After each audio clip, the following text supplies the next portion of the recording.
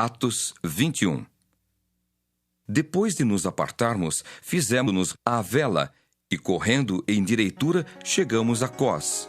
No dia seguinte, a Rhodes e dali a Pátara. Achando o navio que ia para a Fenícia, embarcamos nele, seguindo viagem. Quando Chipre já estava à vista, deixando-o à esquerda, navegamos para a Síria e chegamos a Tiro, pois o navio devia ser descarregado ali. Encontrando os discípulos, permanecemos lá durante 7 dias. E eles, movidos pelo Espírito, recomendavam a Paulo que não fosse a Jerusalém. Passados aqueles dias, tendo-nos retirado, prosseguimos viagem, acompanhados por todos, cada um com sua mulher e filhos, até fora da cidade. Ajoelhados na praia, oramos. E despedindo-nos uns dos outros, então, embarcamos. E eles voltaram para casa. Quanto a nós, concluindo a viagem de Tiro, chegamos a Ptolemaida, onde saudamos os irmãos, passando um dia com eles.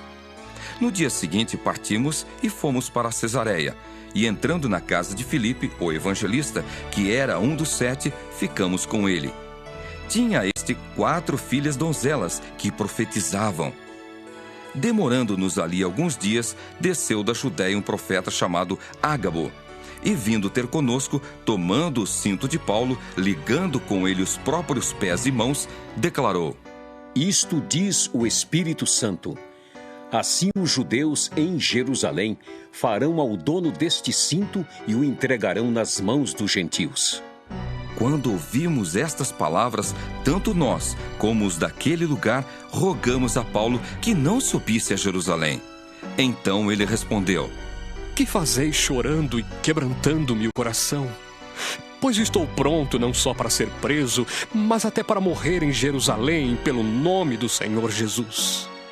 Como, porém, não o persuadimos, conformados, dissemos: Faça-se a vontade do Senhor. Passados aqueles dias, tendo feito os preparativos, subimos para Jerusalém, e alguns dos discípulos também vieram de Cesareia conosco, trazendo consigo Mnasson, natural de Chipre, velho discípulo, com quem nos deveríamos hospedar. Tendo nós chegado a Jerusalém, os irmãos nos receberam com alegria. No dia seguinte, Paulo foi conosco encontrar-se com Tiago, e todos os presbíteros se reuniram. E, tendo-o saudado, contou minuciosamente o que Deus fizera entre os gentios por seu ministério. Ouvindo-o, deram eles glória a Deus, e lhe disseram: Bem vês, irmão, quantas dezenas de milhares há entre os judeus que creram, e todos são zelosos da lei. E foram informados a teu respeito que ensinas todos os judeus entre os gentios a apostatarem de Moisés, dizendo-lhes que não devem circuncidar os filhos, nem andar segundo os costumes da lei. Que se há de fazer, pois? Certamente saberão da tua chegada. Faze, portanto, o que te vamos dizer. Estão entre nós 4 homens que voluntariamente aceitaram o voto. Toma-os, purifica-te com eles e faze a despesa necessária para que raspem a cabeça. E saberão todos que não é verdade o que se diz a teu respeito, e que, pelo contrário, andas também tu mesmo guardando a lei.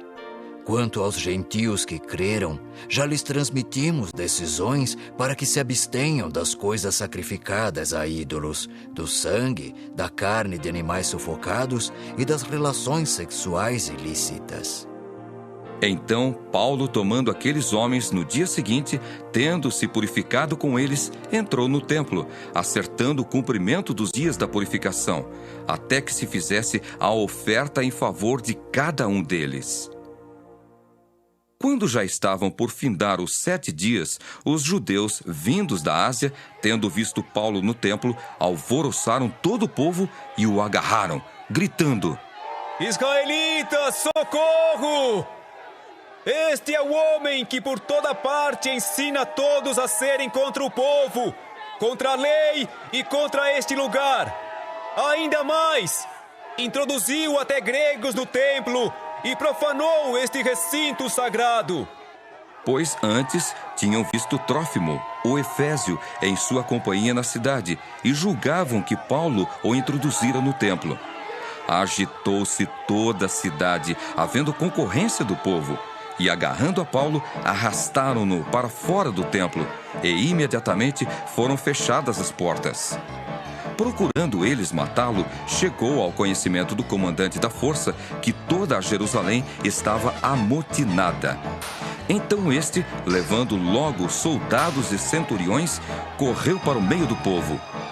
Ao verem chegar o comandante e os soldados, cessaram de espancar Paulo. Aproximando-se o comandante, apoderou-se de Paulo e ordenou que fosse acorrentado com 2 cadeias, perguntando quem era e o que havia feito. Na multidão, uns gritavam de um modo, outros de outro. Não podendo ele, porém, saber a verdade por causa do tumulto, ordenou que Paulo fosse recolhido à fortaleza. Ao chegar às escadas, foi preciso que os soldados o carregassem, por causa da violência da multidão, pois a massa de povo o seguia, gritando: "Mata-o!" E quando Paulo ia sendo recolhido à fortaleza, disse ao comandante: É-me permitido dizer-te alguma coisa? Respondeu ele: Sabes o grego? Não és tu, porventura, o egípcio que há tempos sublevou e conduziu ao deserto 4.000 sicários?